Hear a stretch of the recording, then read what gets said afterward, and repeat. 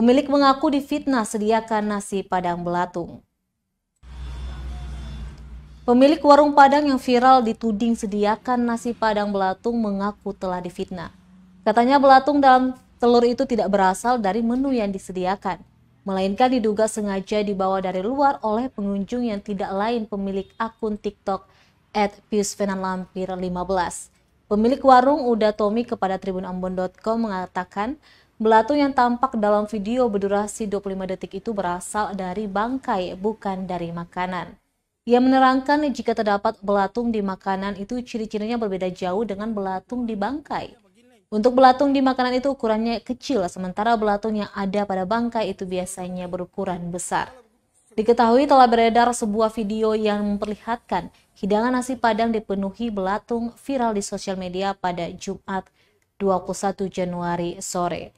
Video tersebut diunggah oleh akun dengan nama @piusvenanlampir15 pada jejaring sosial TikTok miliknya. Rumah makan saya di sini dari kokinya, yang pertama kokinya terdiri dari 2 orang, koki pagi sama koki malam.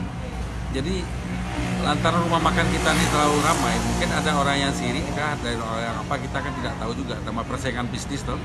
Itu sengaja dibuat dibawa dari luar ulatnya, karena ulat itu berbeda dengan ulat-ulat, dengan ikan-ikan itu, dengan ayam itu berbeda. Karena kalau ulat diberain tai lalat itu ulat itu kecil halus kayak rambut. Ini ulatnya besar dan kepalanya pun hitam. Itu ulat itu mungkin berasal dari bangkai, bisa dari bangkai bangkai tikus. Diletakkan ke piringnya gitu. Ulat ni abang, pungal lah. Lengkap aja begini. Abang, sing sejual barang nih. Dan kalau sing sejual nih.